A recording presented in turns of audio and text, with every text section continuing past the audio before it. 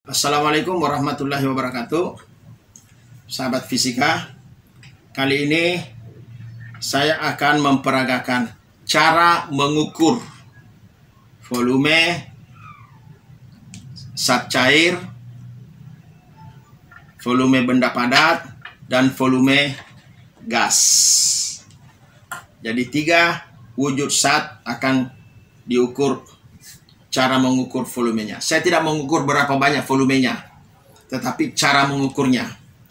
Untuk zat cair, kita biasanya menggunakan gelas ukur.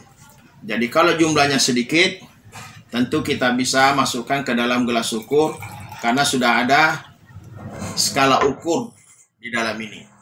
Maka volumenya tentu kita lihat dengan mata sejajar. Jadi dengan mata sejajar, jadi kita melihatnya seperti ini, sejajar. Nah, penunjukannya, mata kita sejajar, itulah penunjukan berapa volume air. Tapi kalau volume air dalam keadaan banyak, seperti ini, maka tentu kita menghitungnya menggunakan wadah yang teratur, yaitu seperti akuarium ini. Tentu kita ukur wadahnya di bagian dalam, berapa lebarnya, berapa panjangnya, dan berapa tinggi air. Nah, itulah volume air. Tentu kita tinggal kali lebar, panjang, kali tinggi. Nah, itu cara mengukur volume cairan. Jadi ada 2, pakai gelas ukur atau menggunakan wadah. Itu pun wadahnya harus teratur. Nah, sekarang mengukur volume benda padat. Benda padat tentu ada yang teratur dan ada yang tidak teratur bentuknya. Kalau teratur bentuknya, kita tinggal menggunakan mistar. Kita ukur berapa lebarnya, berapa panjangnya, dan berapa tingginya. Sehingga volumenya cukup kita menggunakan perhitungan panjang kali lebar kali tinggi. Kalau bendanya teratur. Nah, adapun kalau bendanya tidak teratur, maka volumenya kita bisa ukur berdasarkan selisih volume air. Nah, sekarang ada volume air di dalam gelas ukur ini. Kita tentukan dulu berapa volume air sekarang.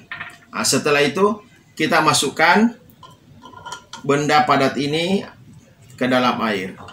Nah, kemudian kita ukur sekarang berapa volume air yang ada di gelas ukur ini.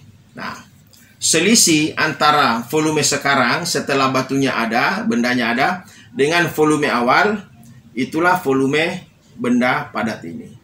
Nah, inilah cara mengukur volume benda padat. Nah, alat ukur untuk mengukur panjang atau lebar atau tinggi, itu adalah besaran panjang, kita menggunakan mistar. Kalau mistar biasa, itu nilai skalanya adalah 1 mm. Nah, kalau kita menggunakan alat yang lebih teliti, berarti kita bisa menggunakan jangka sorong. Karena ini nilai skalanya yaitu 5/100 mm. Berarti lebih kecil lagi.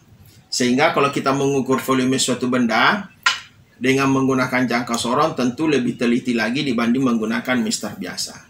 Dan kalau kita menggunakan yang lebih teliti lagi seperti ini, mikrometerskop, nah, tentu lebih teliti karena nilai skalanya adalah 1/100 mm. Nah, untuk mikrometerskop ini biasanya kita gunakan untuk mengukur seperti diameter rambut atau ketebalan kertas. Nah, ini sangat bagus karena tebal rambut, diameternya dengan ketebalan kertas itu kalau selembar kita tidak bisa menggunakan mistar biasa karena tebal kertas itu kurang dari 1 mm. Tetapi kalau kita tidak punya alat lain selain mistar dan kita harus mengukur berapa tebal kertas, maka cara mudah adalah susunlah sebanyak mungkin kertas, misalnya 1 rim. 1 rim itu adalah 500 lembar. Kemudian kita ukur berapa tingginya. menggunakan mister biasa. Setelah itu kita baru membaginya 500, sehingga itulah ketebalan satu lembar kertas kalau kita menggunakan mister biasa. Sekarang kita akan mengukur volume gas. Nah, volume gas kita harus menggunakan wadah yang sifatnya elastis, yang mudah diubah bentuknya. Nah, kita tidak boleh menggunakan wadah benda yang sifatnya statis kaku. Nah, ini ada udara di dalamnya. Tetapi kita tidak boleh mengatakan saya akan ukur berapa volume udara di dalamnya. Karena kalau kita ukur, ini adalah volume bola pingpongnya, bukan volume udara. Nah, kalau kita mau mengukur volume udara, berarti kita harus masukkan ke dalam wadah yang mudah berubah. Artinya tidak kaku. Nah, caranya tentu kita masukkan ke dalam air. Nah, saya masukkan menggunakan ini supaya tangan saya tidak masuk ke dalam air, karena itu mempengaruhi volume air. Nah, sekarang volume awal air kita ketahui. Sekarang volume air seperti di sini. Nah, sekarang saya masukkan.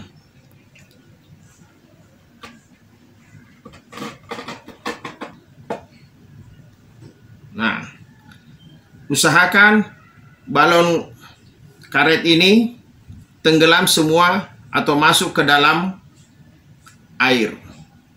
Nah, sekarang kita hitung berapa volume air sekarang. Nah, volume air sekarang yang ada balon di dalamnya